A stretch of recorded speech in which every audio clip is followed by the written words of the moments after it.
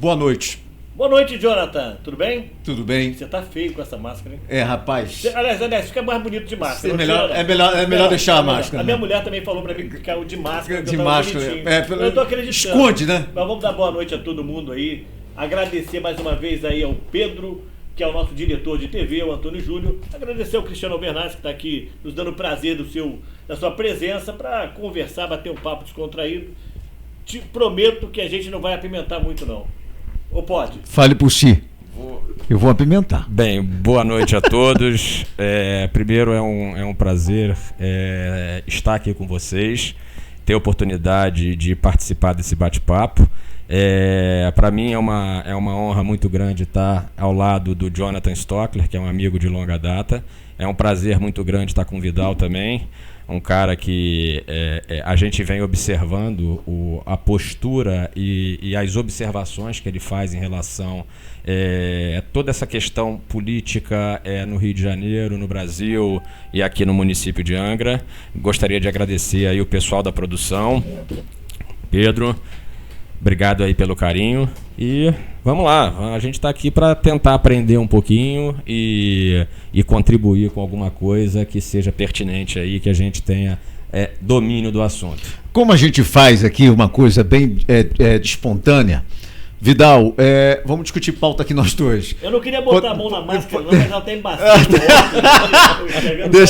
Deixa eu só te perguntar. Podemos, já que se trata de um doutor, podemos começar pelo isolamento social? Claro, podemos? Claro. Eu tenho aqui em mãos a determinação do MP, né? Eu queria que você perpassasse aí, o Vidal vai te perguntar: isolamento vertical, isolamento horizontal, o colapso na economia, etc. Uso de EPIs, o problema que teve lá na Casa Abrigo, que eu sei que você inclusive foi do Conselho Federal, uma vez você fez até intervenção, a gente está com algumas informações. E aí, o Ministério Público ele se manifestou contrário à reabertura, vertical ou não, a flexibilização do comércio, né, seja qual for o comércio, lançando aí um posicionamento contrário à determinação do decreto do prefeito Fernando Jordão. Coloco isso em pauta enquanto o Vidal faz a pergunta ou queira colocar nesse sentido o posicionamento do MP.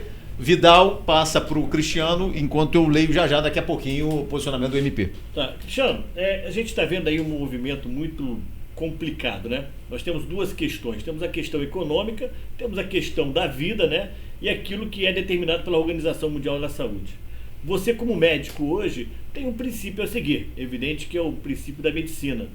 Mas hoje, como uma pessoa que já se faz uma figura pública praticamente em Angra dos Reis, o que você acha desse meio a meio que está acontecendo? Qual realmente o veredicto de um médico num posicionamento como esse que nós estamos vivendo nessa sociedade complicada chamada Brasil? Vidal,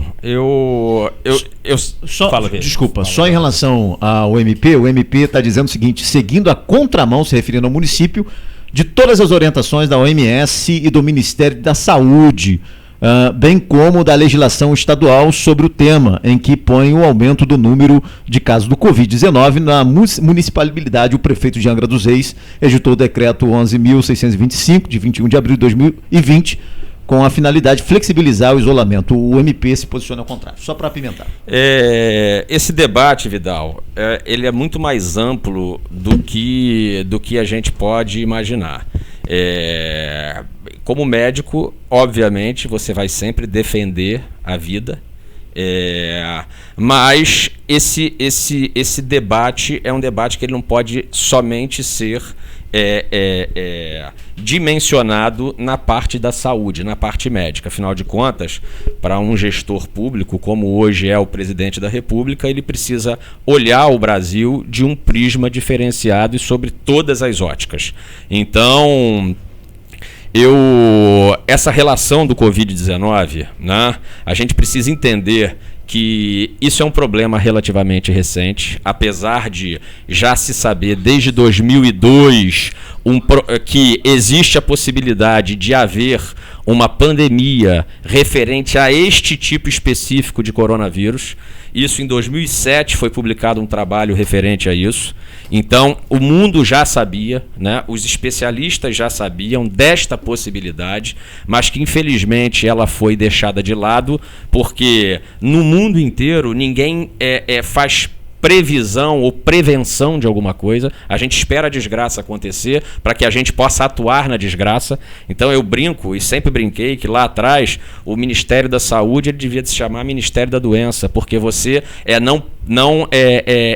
você não promove saúde no Brasil, você não faz profilaxia de nada, você apenas espera o problema acontecer para poder tratar, para você correr atrás depois. A prevenção é esquecida aqui, né? É esquecida no Brasil de uma forma geral. Então, o problema da Covid-19. Primeiro, é uma doença nova. Em termos de sintomatologia, a gente tem relatos dela a partir de novembro, dezembro do ano passado. Então, uma coisa que a gente precisa entender é que ninguém no mundo é especialista nessa doença, uma vez que a gente está aí com essa doença há mais ou menos 5, 6 meses. Né? Todo o conhecimento que se tem em relação à Covid-19, ela é recente. E muitos dos números que a gente tem a respeito da doença são frutos de observações recentes. Então, é impossível a gente fazer um prognóstico ou algum tipo de análise, porque tudo é muito recente. Obviamente, a gente já tem, com esses 5 meses de evolução, algum grau de conhecimento em relação ao vírus, a propriedades físico-químicas do vírus, ao comportamento dele no organismo humano e ao comportamento da doença em si em relação às pessoas. Então, sabemos, através dessas informações, a gente consegue entender justamente que existem grupos de risco, né, que estão sob uma maior probabilidade de agravar o quadro clínico da doença. Então, como isso é amplamente divulgado na mídia, paciente acima de 60 anos, com comorbidade, etc., nós sabemos que essas pessoas têm uma probabilidade maior de virem a complicar. Tem outros que não. Sim. Mas olha só, desculpa, mas tem muita gente de 16, de 25, de 35 anos também falecendo. Era um mito isso, Vidal? Porque o Vidal, eu vim no carro agora conversando com o Vidal falou que presenciou no Rio de Janeiro, você está onde? Containers. Sim, ele falou, ficou assustado. Inclusive. Vamos lá, vamos entender uma coisa. Toda doença, ela meio que tem uma dinâmica. Tá? Vou dar um exemplo. Pneumonia bacteriana, que todos nós conhecemos, já ouvimos falar dela. Ela mata preferencialmente criança abaixo de 6 meses de idade e idosos acima aí de 60 a 65 anos. Esse é o padrão de comportamento da doença.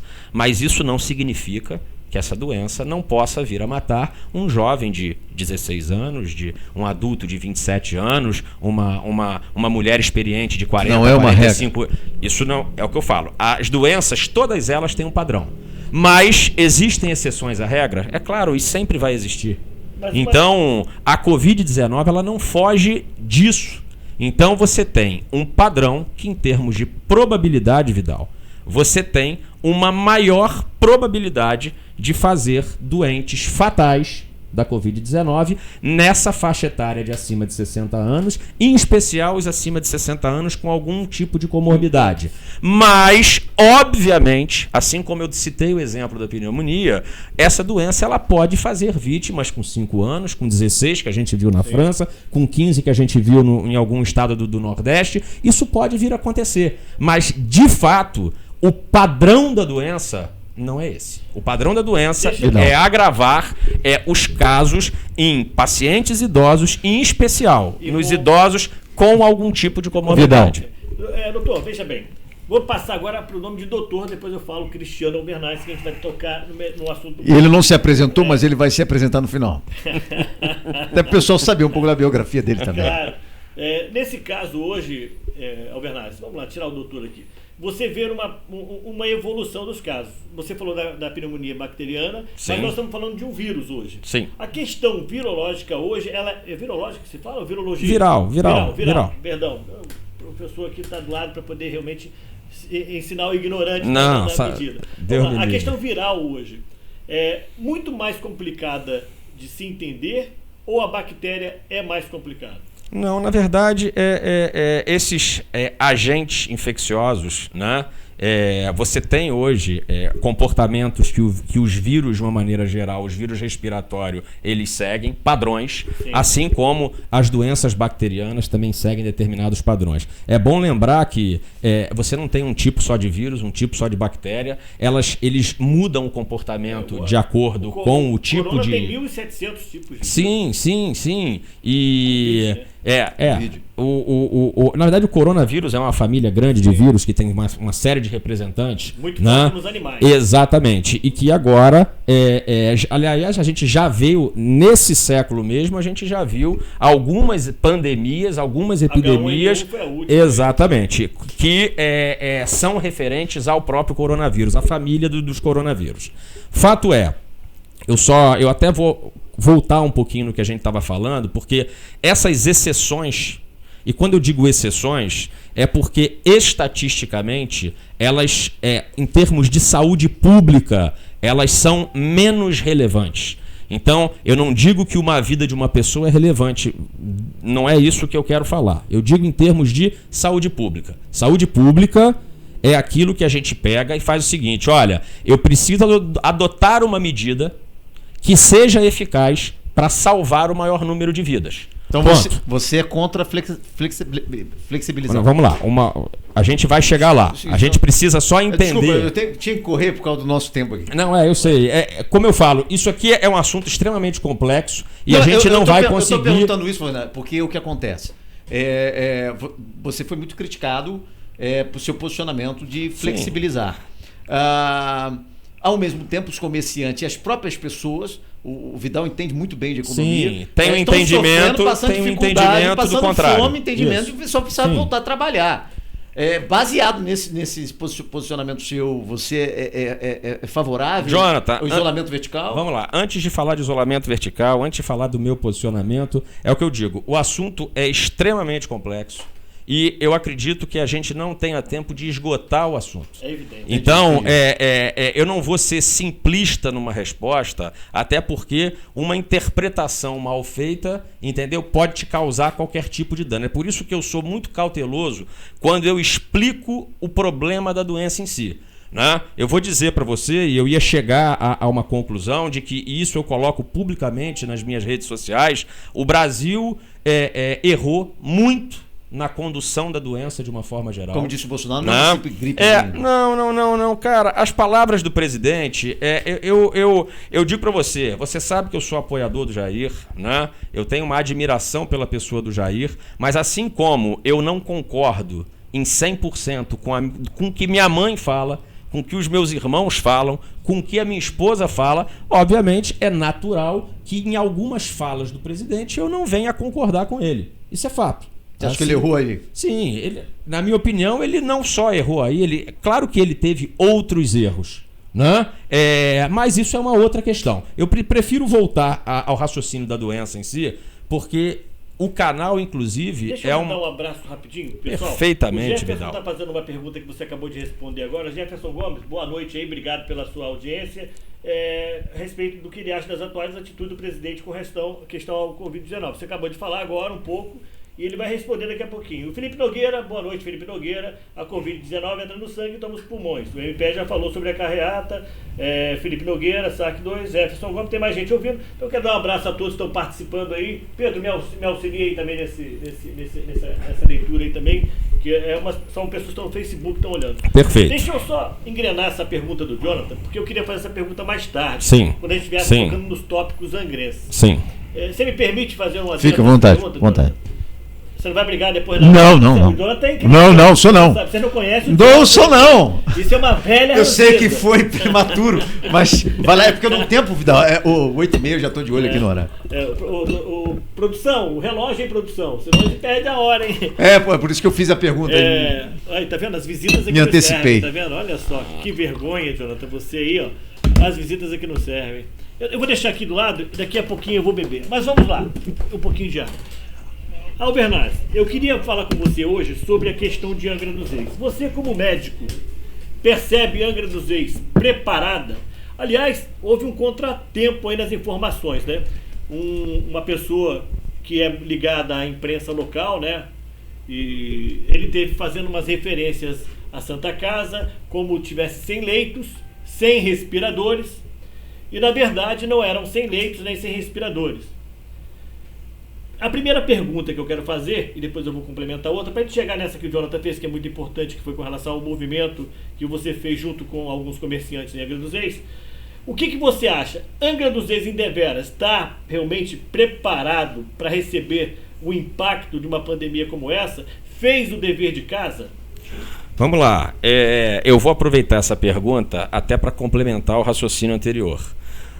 Bem, assim como eu acabei de comentar que o Brasil errou na forma com que ele, país, encarou a doença, eu posso te afirmar que Angra dos Reis também errou, né? E está errando? Infelizmente, sim, está errando.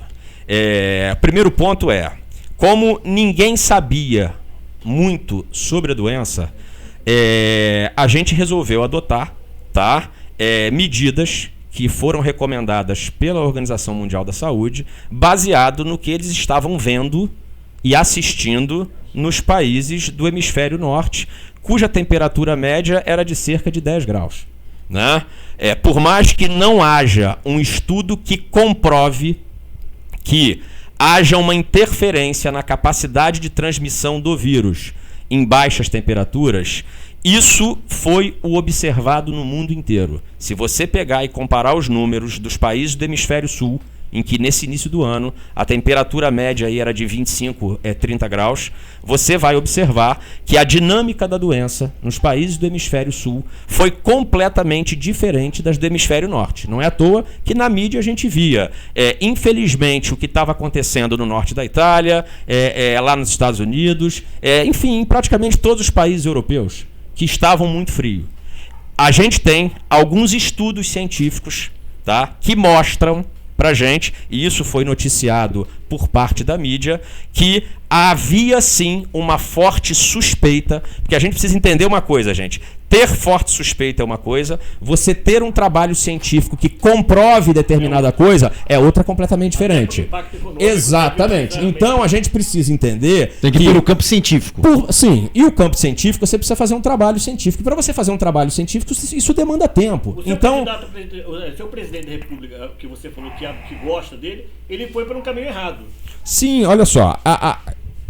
Eu prefiro falar do presidente daqui a pouco. Eu primeiro, prefiro falar um pouquinho tecnicamente para que a gente tenha ciência do que está acontecendo e da opinião que eu não canso de falar. Você disse que o prefeito errou nas suas ações. O prefeito errou, assim como a condução no país foi errada. O prefeito Fernando Jordão seguiu a mesma linha, o mesmo modelo. Sim. Na verdade, era a referência que ele tinha. Né? Entendi. A OMS, quando fez a recomendação global de fazer com que todo mundo para casa, todo mundo em isolamento social e etc., não levou em consideração peculiaridades locais de cada país. Carnaval.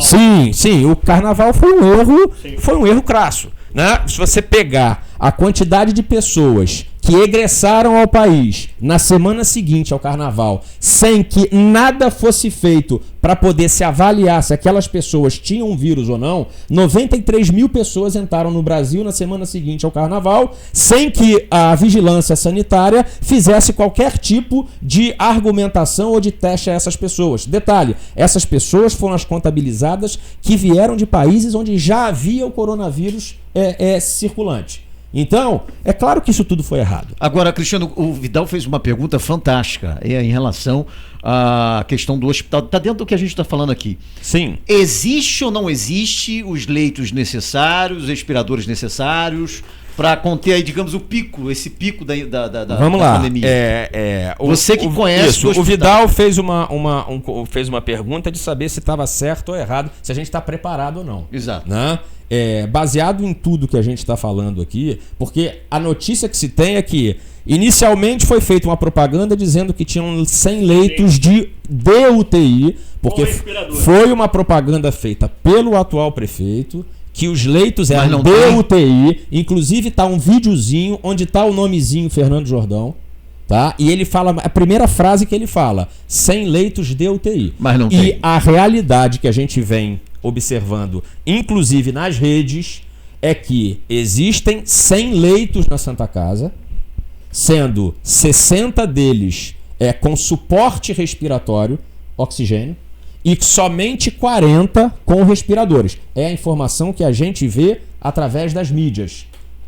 Se você for me perguntar, Cristiano, você foi à Santa Casa para poder checar? Não. Isso é o papel da Câmara de Vereadores. Existe uma comissão de saúde e é ela quem tem que fazer isso. Tá funcionando? Tá funcionando, Vitor?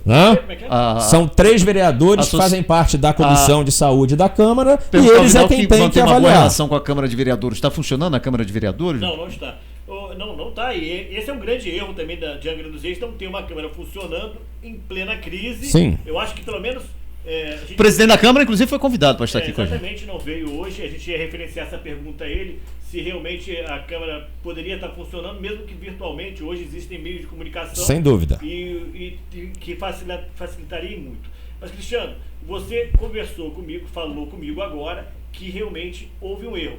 Aonde o prefeito de Angra dos Reis estava errando?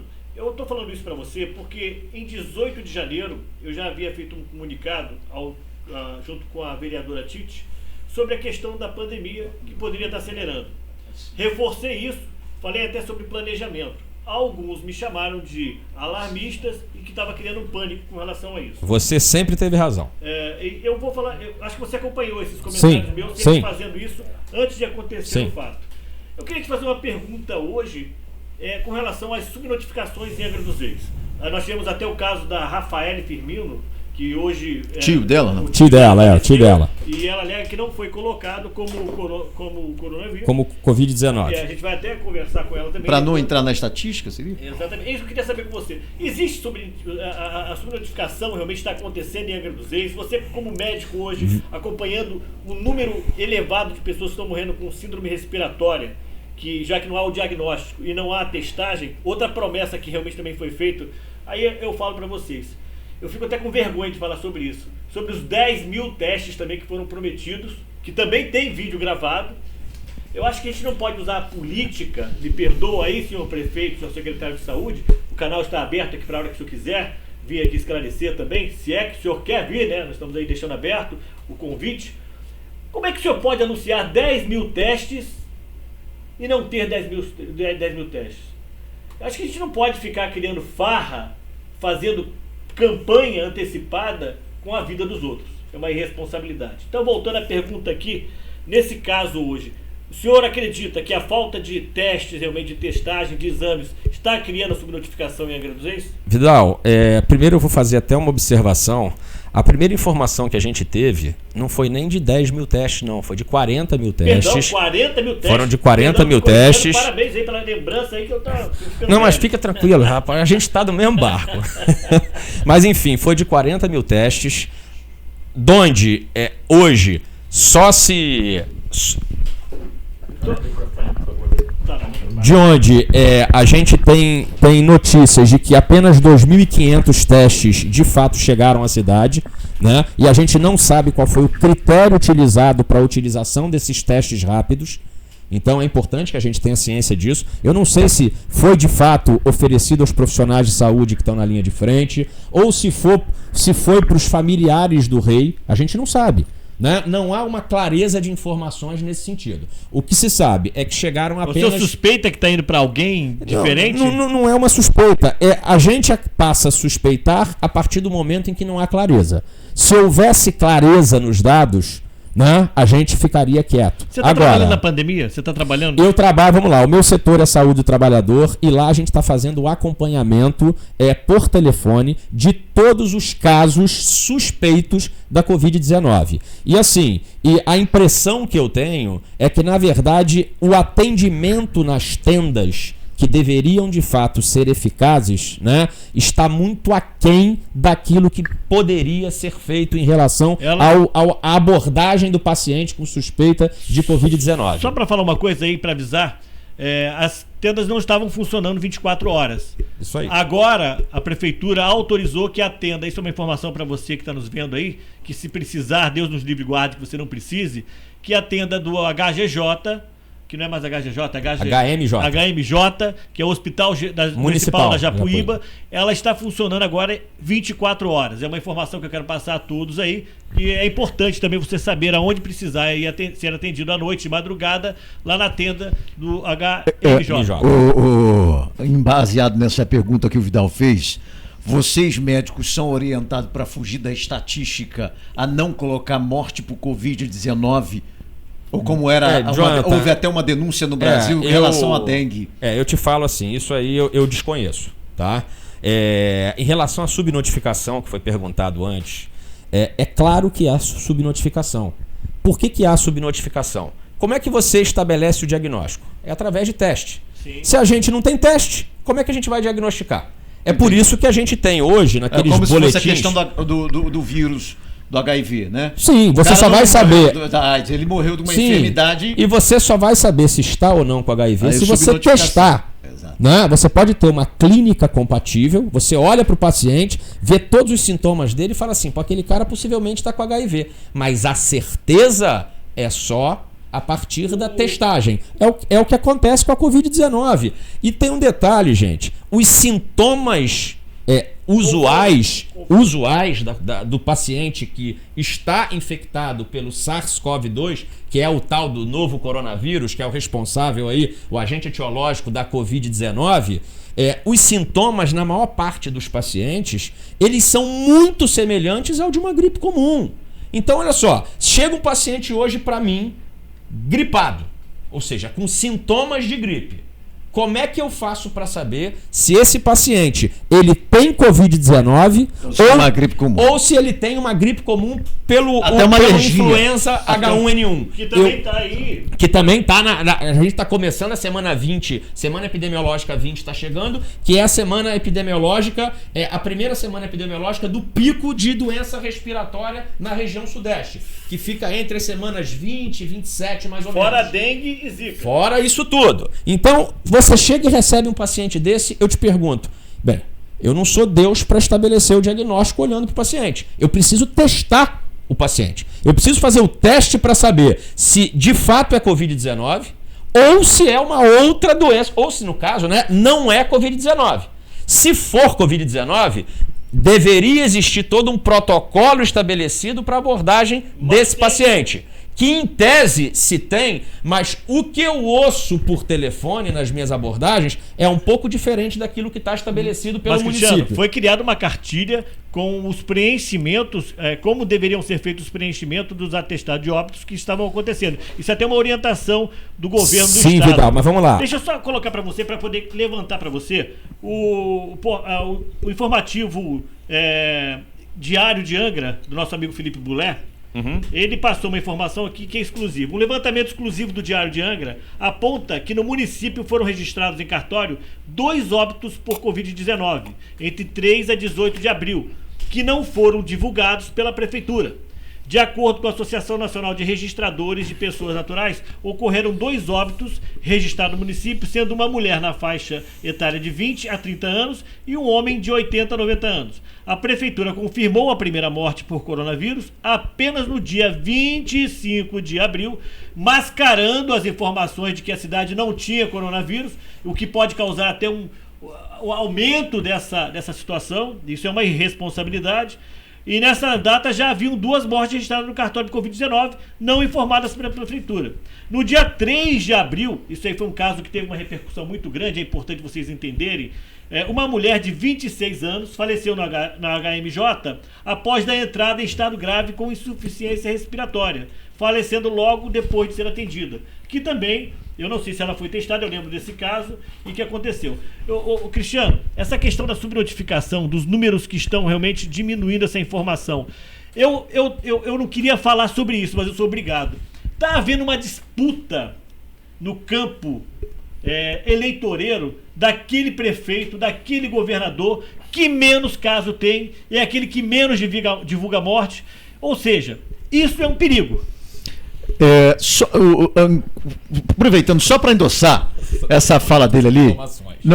Mas só para endossar. Nós tivemos essa semana um caso de denúncia lá na Casa Abrigo, né, que 14 funcionários testaram positivo, dos 21 ou 24 funcionários, não sei o número exato, e 7 ficaram afastados, e 30% das crianças e adolescentes dos acolhidos teriam passado aí pelo exame de teste da contaminação por Covid. Somente 30%, nem todas as crianças. 5 teriam, a informação que a gente tem é de que 5 teriam sido atestados positivo.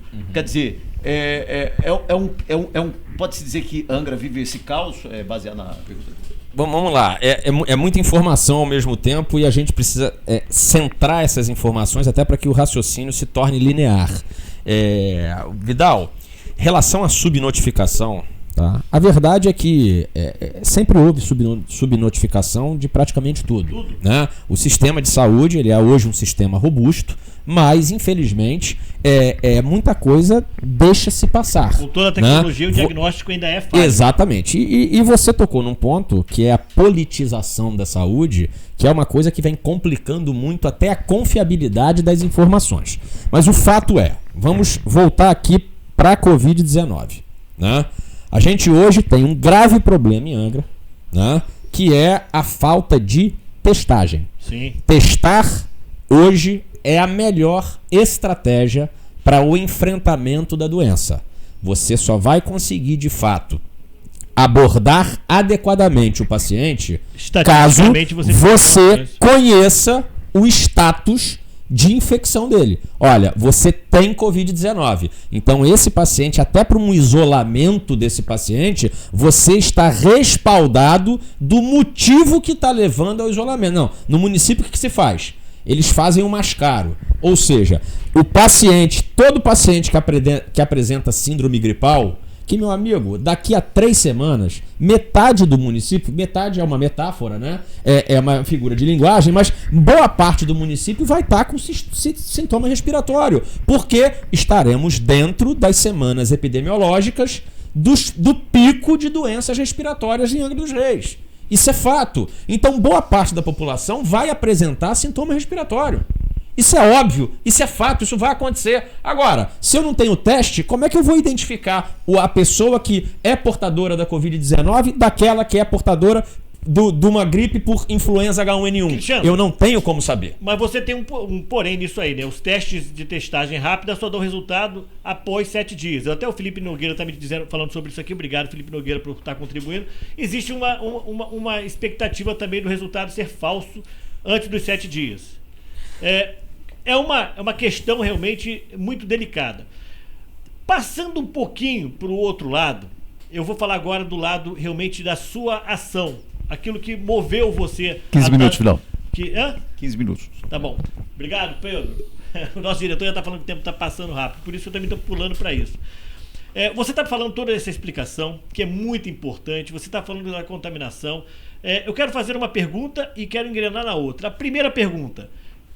Na sua ideia, Angra terá realmente um pico de vítimas desse vírus alto, como estão acontecendo nos países da Europa? Na sua imagem, hoje você vê Angra correndo esse risco de ter um pico muito grande de pessoas mortas pelo coronavírus? Vamos lá, Vidal. Para te responder isso, eu preciso vou dar um passo atrás para que a gente entenda, até porque eu imagino qual será a sua próxima pergunta. Primeiro, a gente tocou no seguinte assunto. O Brasil errou da forma que abordou a doença, querendo copiar o que a Europa e os Estados Unidos fizeram. Ponto. Não levaram em consideração características regionais. Você sempre soube disso? Sim. Eu tô falando isso pelo menos desde fevereiro. Então você sempre soube disso. Eu não vou dizer saber, o saber é complicado. Como eu acabei de falar, eu entendia desta forma. Sim. Né? Mas saber, obviamente, é impossível saber uma doença que tem 5, 6 meses. Então, a gente sempre desconfiou, baseado em estudo, informação. Eu troco hoje informação com grupos de médicos do Brasil inteiro, do mundo inteiro, grandes centros de estudo no mundo inteiro, e é por isso que eu me arrisco, né? Mesmo você sabendo da minha posição hoje, eu me arrisco a, na minha página pública de rede social, dar determinados informes, porque eu garanto aquilo que eu estou escrevendo. Então, se eu tiver que debater tudo que eu escrevo, eu debato. Claro, levo umas pancadas, faz parte da democracia e eu acho isso salutar. Sim. Né? Agora, nós, Brasil, nós que eu digo sistema de saúde do Brasil, que infelizmente a gente percebe cada vez mais que nós estamos muito despreparados para esse tipo de situação. Vide hoje tudo que se vive no Brasil por conta dessa doença. Na verdade é um problema do mundo inteiro, mas enfim, vamos falar aqui do Brasil. A atitude, desde o início, ela foi tomada de uma maneira equivocada. Não se levou em consideração as particularidades do Brasil. Vou só dar um exemplo do que eu estou falando. O que está acontecendo hoje no norte do país, em que a gente vê aí Manaus, o Amazonas, né? Por que ali está acontecendo agora, o epicentro agora, e aqui ainda não? Porque as semanas epidemiológicas são diferentes no norte do Brasil e do sul e do sudeste. As semanas epidemiológicas de doenças respiratórias em Manaus ficam entre as semanas 14 e 22. Nós estamos na semana 18. E é por isso que agora a gente está vendo o olho do furacão em Manaus. E a gente só vai ver o olho do furacão aqui, possivelmente na semana 22, 23 ou 24. Que vai ser aí final de maio, início de junho. Mas meados de junho. A sua expectativa nisso aí? A minha expectativa nisso, tecnicamente, né, por conta de tudo errado que aconteceu, né, é que não vai ser diferente. É óbvio que não vai ser diferente. Nós vamos alcançar os 2% de mortalidade que foi... Eu não posso dizer isso, Vidal. Mas você acredita? Né? Eu acredito, né? E por que eu militei muito antes para que isolamentos diferentes do que foi feito fossem de fato feitos aqui em Angra e em todo o Brasil? Né? O modelo de isolamento horizontal que foi feito não foi adequado para o Brasil. Não é à toa que a própria OMS, que eu critico veementemente, né, declarou há 2 dias que o modelo da Suécia foi o melhor modelo e que não fez isolamento nenhum. E que fez isolamento a posteriori. Então a própria OMS está perdida, ela não sabe o que ela fala. Então, o fato é que você vê o modelo do Chile, por exemplo, que foi ela fez depois. Né? Ela fez, no início ela deixou totalmente livre a população até que começou a aumentar caso. Aí ela fechou. Lembrando, o povo também ajuda. Sim, e lembrando também que lá é um país nórdico, clima frio, etc, e que o olho do furacão foi lá atrás. Mas o fato é que o Chile, por exemplo, ele adotou um modelo diferente, que eles chamaram inclusive de isolamento estratégico. Foi diferente de todo mundo. E é um modelo que, para cá, ou seja, para os países do hemisfério sul, de fato, foi um modelo que se mostrou muito eficaz. Então, na minha opinião, e eu deixo isso muito claro, né, o isolamento horizontal aqui foi feito de maneira errada. Você manteve todo mundo trancafiado em casa. Todo mundo hoje é suscetível. E a gente, favorável ao vertical. E a gente vai... Eu sou favorável ao isolamento estratégico feito no Chile. Tá? Mas o isolamento, vamos lá, ele é um isolamento vertical modificado. Tá? Flexibilizar os comércios, por exemplo. Olha só, vamos lá. É porque é do nosso tempo. Sim. Isso é um assunto bastante extenso. Você apoiou muito. Sim. Bem, você defendeu na gente. Na verdade, vamos lá. Não foi bem assim. Isso eu vou botar. Porque você não me vê em nenhum momento na rede social defendendo, pegaram o pessoal do governo, do Fernando, pegou uma foto minha no meio de uma carreata na qual eu fui convidado. Mas se você... Mas a carreata para... Vamos lá. Criaram uma retórica para mim. Tiraram uma foto, eu conversando com o Emílio, que é um policial rodoviário federal, que é meu amigo, As pessoas não mostraram como foi feito aquilo.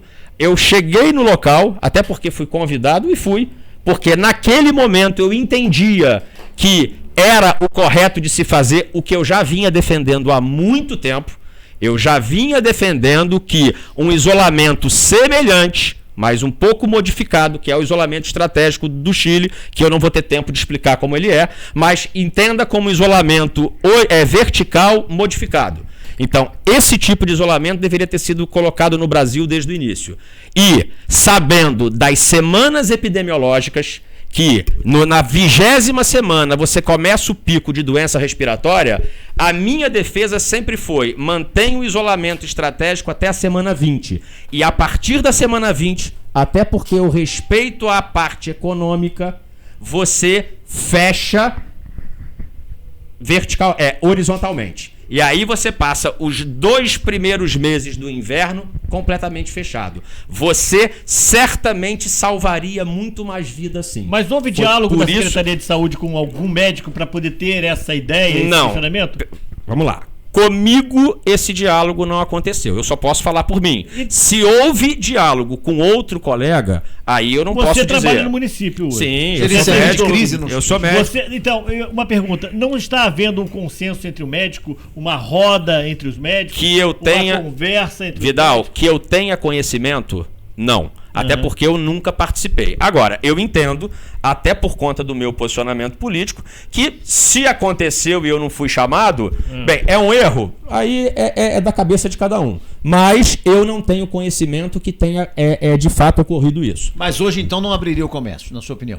Cara, hoje... Baseado no fato do pico que aí inverno, então. Hoje a gente está na semana 18, a gente está nos aproximando da semana 20, né? Que é a semana epidemiológica, é o início da curva de surto de doenças respiratórias aqui na região sudeste. Então, assim, obviamente, né, você abrir o comércio neste momento, tá?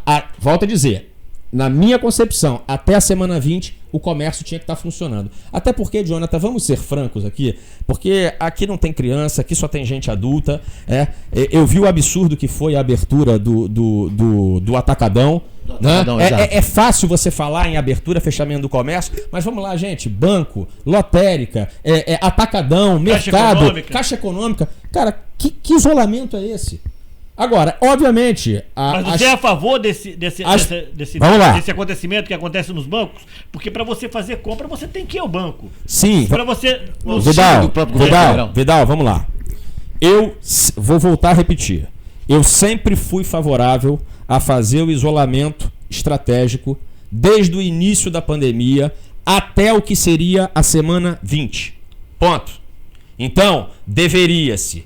Os idosos, vamos botar assim, os grupos de risco, eles deveriam de fato ficar o mais isolados possível, tá? Colocaria a população, os jovens, os saudáveis, os adultos saudáveis para participar do comércio, e aí você cria um rodízio entre essas pessoas. Tá? Esse é o grande diferencial do isolamento estratégico, tá? Você cria um rodízio entre as pessoas, faz um distanciamento social. Isso que a gente está fazendo agora é um distanciamento social. Você de máscara, a gente usou álcool, a gente está mais ou menos 1,5 metro de distância. Isso é um distanciamento social. Então, se a gente tivesse conseguido fazer isso desde o início, certamente a gente já atacharia essa tal de curva, que isso num outro momto a gente pode explicar. Mas era notório que não estava fazendo. Né? Sim, mas é por isso que eu falo para você. Errou-se desde o início. Não, mas só uma pergunta. Você, como médico, vem acompanhando que a população não estava cumprindo isso. Em todo momento estava indo para fila, em todo momento estava lotando o supermercado. Evidentemente que alguns comerciantes estavam reclamando porque eles não estavam abrindo. E mesmo sem nenhum tipo com decreto do prefeito, o centro da cidade sempre esteve cheio. A Japuíba também parecia... Os bares estavam lotados, até porque não tem agente público suficiente para fiscalizar. Você foi uma carreata. Foi um bate-a-sopra? Vamos lá, não. Você se arrepende? Não. Peraí, vamos entender uma coisa. Eu fui convidado a participar de uma carreata, movimento esse em que... Você não encabeçou em momento algum? Isso aí é uma das fake news. Entendi. E eu tenho algumas pessoas, alguns prints de algumas pessoas ligadas ao prefeito, que inclusive usaram muitas palavras de baixo calão contra mim. Isso tem tudo printado, está na mão dos meus advogados. Até porque, se você for procurar na minha rede, nos meus grupos de WhatsApp, em momento nenhum eu fui incentivador de carreata. Já começa por aí. Então, é claro, precisavam de algum factoide, né? E, ó, o Cristiano tá com máscara no mento, né? No queixo, conversando do lado do policial rodoviário federal. Foi o que eu falei. Tiraram uma foto e colocaram aquela foto como se eu estivesse no meio dos organizadores. Aquela foto, a história da foto. Eu estava conversando a uma distância de 1,5 metro do policial, que é meu amigo pessoal, o Emílio. E aí, a gente, pura e simplesmente, quando chegaram, a Carla e o Paolo, que eram os organizadores do evento. E eles foram mostrar acho que foi uma autorização. E não foram eles que eles tinham, né? Foi a Carla que me convidou, e eu, até porque tinham muitos amigos, e seria um evento que a gente ficaria apenas dentro do nosso carro, entendeu? E pleiteando o que eles entendiam ser de fato o que deveria ser feito. Coisa que, naquele momento, eu te confesso que eu apoiei. É claro que eu apoiei. Você entendia que não era o pico do Volto a dizer, baseado em informações científicas. Até a semana 20, eu certamente... abrandaria. Eu certamente era a favor, ou sou a favor, de um isolamento estratégico. A partir da semana 20, que a gente entende que, de fato, é a semana em que as coisas tendem a começar a piorar, a gente daria uma prensa em relação a isso aí. Essa é a forma que deveria ter sido tratada a doença desde o início, né? Infelizmente, copiamos mais uma vez o que os países lá da Europa e os Estados Unidos faz. E isso foi o grande erro estratégico do Brasil no combate à Covid-19. Cristiano hoje, se tivesse... vamos lá, se o Cristiano... Caminhando para... Desculpa, Vidal, minutos finais. caminhando para final. Os minutos finais. Ele é chato, né? O Jonathan é chato, gente. Mas é assim mesmo, acostuma assim mesmo. Vocês não sabem que eu lido com isso. Eu tô ajudando ele. Não repara não que a gente é assim, tá? Vamos lá. Nesse caso, nós de conta que hoje eu acompanho vocês já há muito tempo. O Cristiano hoje está lá na prefeitura, é o prefeito de Angra. As ações que o Cristiano teria tomado 30 dias atrás até hoje seriam diferentes da que está sendo tomada hoje? Vidal, eu vou te responder de uma maneira bem direta. Eu, na verdade, desde janeiro, talvez desde fevereiro, a minha atitude em relação a isso seria completamente diferente da que foi. Isolamento total? Não. Eu teria adotado o que eu estou falando aqui. É um isolamento parecido com o acontecido, com o que foi feito no Chile, até porque a gente já nesse período, assim como você desde janeiro já havia alertado, eu desde janeiro já vinha estudando e colhendo as informações necessárias em relação a essa pandemia.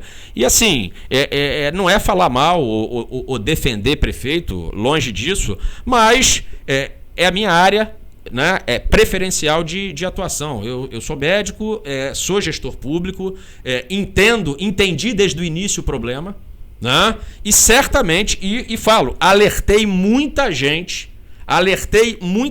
lá de cima, né? Do Conselho Regional de Medicina, amigos meus que são do Conselho Regional, do Conselho Federal, sobre o problema que estava por vir, porque esse entendimento eu já tinha há muito tempo, né? Mas infelizmente a gente é uma gota no oceano. Então a gente tinha um ministro da Saúde que conduziu a doença da forma que foi feita. Acho até que no início, por desconhecimento, a maneira de você tentar fechar todo mundo, trancar em casa, era a única coisa que se tinha para fazer, né? Mas depois, a partir do momento em que você ganha um pouco mais de informação, observa a dinâmica da doença em vários países do mundo, você começa a ter que traçar uma linha de direção. E isso foi o grande erro. Isso não foi feito. É complicado, né? Alguns minutos atrás, nós falamos que a possibilidade de nós termos 2% da população atingida na questão de mortalidade pelo coronavírus é nítida. Ou seja... Mas, Vidal, eu posso... Desculpa até te cortar, mas até nessas estatísticas a gente está errando. Se eu tenho subnotificação, né? Sim, pode ser mais. A verdade, na verdade, os números hoje, eles não retratam a verdade. Se a gente está falando, vou dar um exemplo para você. A única coisa que a gente sabe, e na verdade que a gente já desconfia, é o número de morte. Vamos ser justos. Morreu. Não é isso? Morreu, a pessoa morreu, ela vai ser contabilizada aquela morte. Perfeito. A gente, infelizmente, tem visto que algumas pessoas que morrem... eu vi uma reportagem hoje, uma pessoa caiu da laje, um senhor, veio a falecer e foi dado como causa mortes coronavírus. Um absurdo isso. Um absurdo. Mas isso está acontecendo. Então, nem o registro de óbito, que é a informação mais fidedigna que a gente tem, a gente hoje tem confiabilidade nisso. E se você for pegar que há desconfiança hoje, que os casos que a gente tem conhecimento, que no Brasil a gente ultrapassou aí os 9 mil casos, né, confirmados. Só que a gente não está testando ninguém. Se a gente não está testando ninguém é uma figura de linguagem, testando muito pouca gente. A gente acredita que esses números que a gente tem representem hoje 10% dos infectados. Em teoria, eu quero dizer que hoje no Brasil, pode ser, é o que a gente desconfia, que tenha cerca de 100 mil pessoas infectadas. Se a gente for levar 100 mil pessoas infectadas e se a gente teve, de fato, 6 mil mortes pela doença, 6.300 mortes pela doença, a gente está falando do seguinte, 8%. Eu estou falando que a gente tem um número percentual menor. Na verdade, eu devo ter errado no número de 9 mil casos, foram 91 mil casos confirmados. Eu tirei um zero. Né? O zero da direita que conta. Então, se eu tenho 91 mil casos hoje registrados, possivelmente a gente tem 910 mil casos. 1 milhão, vamos arredondar. Sim. Se eu tenho 1 milhão, em fato, de casos no Brasil e morreram aí 6.300 pessoas, segundo o último boletim do Ministério da Saúde, a taxa de mortalidade é de 0,6. Detalhe, a gente desconfia que aí tem os dois lados da moeda. Que tem pessoas que morreram de Covid-19 e que não foram citadas como Covid-19 e o contrário é verdadeiro. Mas o problema é que nós não tivemos 1 milhão de óbitos nesse período. Se você botar todos os tipos de óbitos. Só para finalizar, eu sei que... Não, eu só vou chamar... Eu vou fazer melhor, Vidal. Vou chamar um break aqui rapidinho e a gente bebe uma água. Tá? Até porque o Vidal tá muito nervoso, tá muito tenso. A gente bebe uma água e a gente volta daqui a pouquinho. Solta o break aí, produção. Mas um breakzinho e a gente já volta. É rapidinho. Até porque a gente tá pro final, né? Final do programa.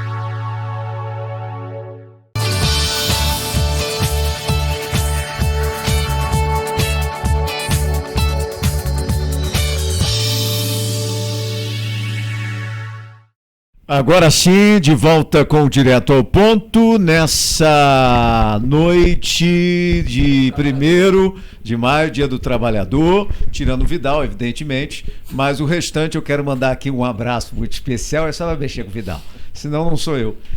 Hoje nosso entrevistado na estreia do programa chama-se Dr. Cristiano Alvernat, está aqui com a gente, fazendo um balanço tanto do ponto de vista da saúde pública, do ponto de vista da economia e do ponto de vista político também. Vidal, você fazia uma pergunta para a gente poder caminhar para o final, nos tempos finais aí. Produção, falta muito produção. O bate-papo tá legal, produção. 10 minutos para encerrar. Bom, direito a uma pergunta. Tem um caldo aí para você.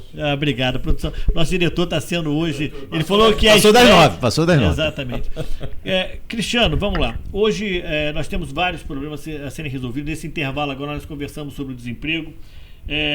O que nós temos hoje para poder realmente melhorar a nossa cidade, depois disso, será uma incógnita, né? Nós não sabemos o balanço que isso vai deixar com relação, principalmente ao que nós temos de royalties de petróleos, que realmente foi uma baixa tremenda. Nós temos aí a possibilidade de uma questão de até mesmo próprio estaleiro, a retomada de Angra 3, tudo isso causado pelo coronavírus. Isso aí é uma coisa que realmente a gente tem esse impacto que vai ser realmente sentido na pele. Dentro hoje do contexto municipal, você como gestor, que você falou que agora também gestor público, né? Que você disse que também tem esse entendimento. Você acha que nós teremos reflexo na saúde que vai realmente causar problemas negativos? Porque no intervalo agora o Pablo estava conversando comigo que, Vidal, o telefone que eu atendi, será que a única solução realmente que nós temos hoje é na questão da testagem em massa? Nós não temos hoje a estratégia da saúde da família? Isso também não pode ser um caso que nós teremos reflexo no final?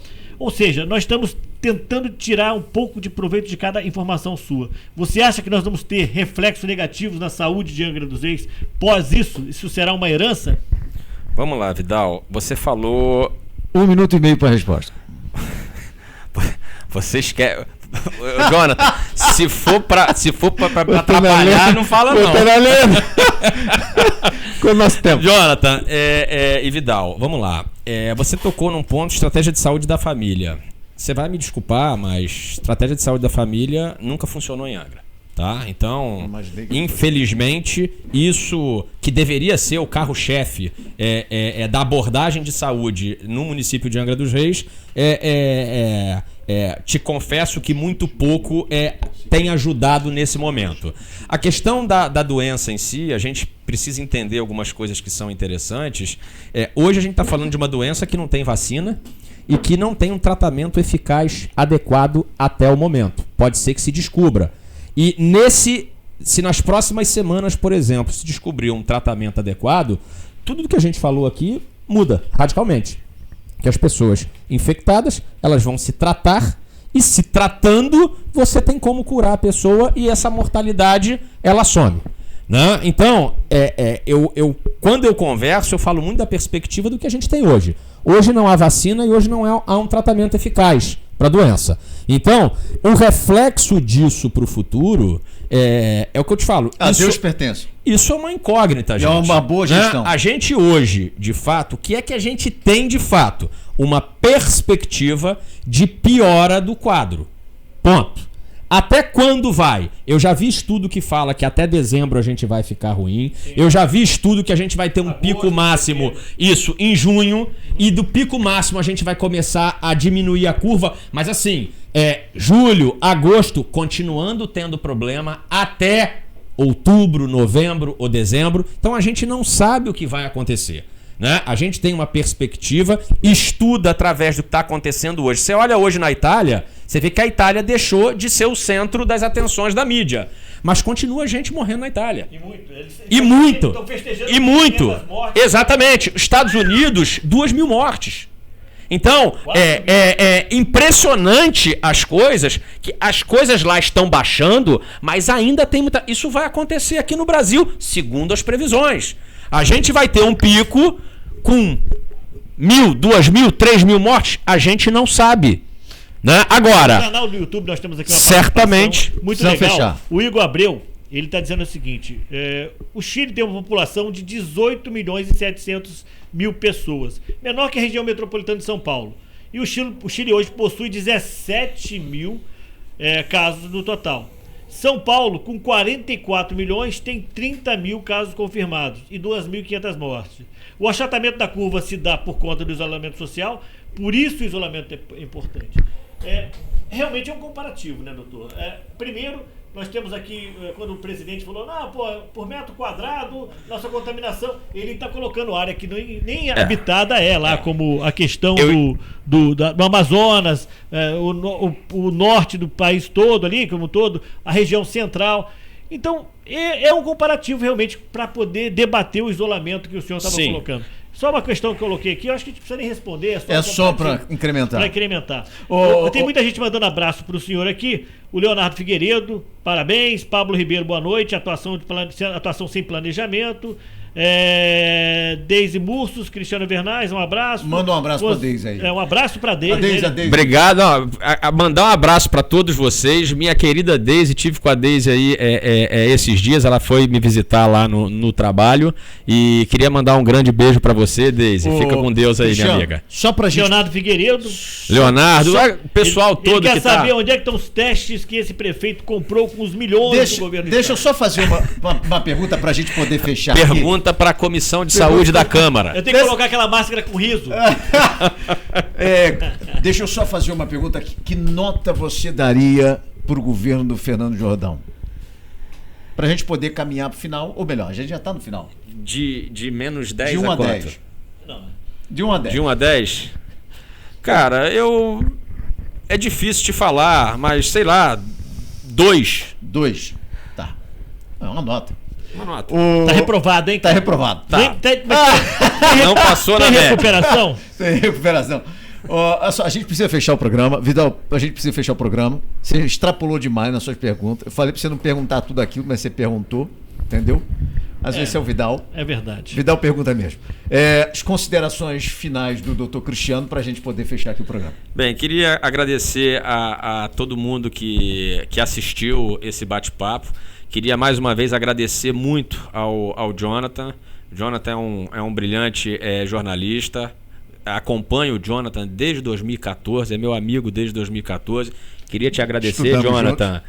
Estudamos junto, gestão pública, então é um cara inteligentíssimo. Vidal, queria agradecer muito essa oportunidade de bater esse papo contigo. Você é um cara que eu gosto muito das suas ponderações. Você é um cara inteligente, estudado, sei que você quer o melhor para a cidade, né? Parabenizo você em todas as suas entrevistas, os seus bate-papos, muitos no domingo, né, Jonathan? Na antiga, na Master TV, em que você batia, que eu ficava assistindo aí as tuas colocações. Te parabenizar aí pelo trabalho que você vem fazendo e tudo que tiver ao nosso alcance, que a gente possa aí tá fazendo pela cidade, isso certamente do Dr. Cristiano podem ter certeza que será feito. Vidal, suas considerações para a gente fechar o programa de hoje. Bom, agradecer a todo mundo aí. Eu acho que foi um momento importante para a gente estar voltando novamente direto ao ponto. Como o senhor falou, a Master TV nós saímos, mas nós hoje estamos aqui com o auxílio técnico e da direção do Pedro Lucena, que está aí nos dando uma força muito grande. Agradecer a você que esteve aí esse tempo todo acompanhando esse bate-papo, seja no YouTube, seja no Facebook. Dizer que é um prazer imenso recebê-lo aqui. Lhe desejo sorte na sua nova empreitada que você vem pela frente aí, tentando caminhar pela frente aí. E dizer que todos que nós viermos a convidar, nós vamos ter o mesmo prazer de receber, teremos a mesma decência de fazer perguntas, sem ofender, sem criar imbróglio qualquer que seja, respeitando as pessoas de qualquer que seja o seu posicionamento. Isso é muito importante para nós. Agradecer a Deus mais uma vez por tudo e dizer que semana que vem, às 8 horas da noite, nós estaremos aqui de novo com mais gente batendo papo aqui na cadeira. Muito bem, gente, direto ao ponto vai ficando por aqui. A você, trabalhador, um guerreiro, batalhador, a você, homem ou mulher, um grande abraço, parabéns pelo seu dia. Quero agradecer mais uma vez a presença do Dr. Cristiano Alvernaz, agradecer, você falou uma coisa que foi um dos fatores que me fez convidar para participar do Direto ao Ponto lá atrás, ainda na Mais TV, é o estilo de ponderamento do Vidal. O Vidal é muito ponderado nas suas colocações, um grande conhecedor, um guerreiro da economia, e aí é sempre um prazer ter o Vidal. Futuro, além de comentarista, futuro jornalista também no programa. Eu fico feliz de tê-lo acompanhando a gente. Estaria no programa também aqui o presidente da Câmara Municipal, mas não pôde estar presente. E aí o convite, a produção fez o convite, ofertou o convite ao doutor Cristiano. A gente ia estar com o doutor na semana seguinte. O doutor Cristiano, como sempre, não se furtou de estar presente ao programa. Direto ao Ponto fica por aqui. Um grande abraço a você, uma boa noite, fiquem todos na paz. Tchau, gente. Beijão no coração.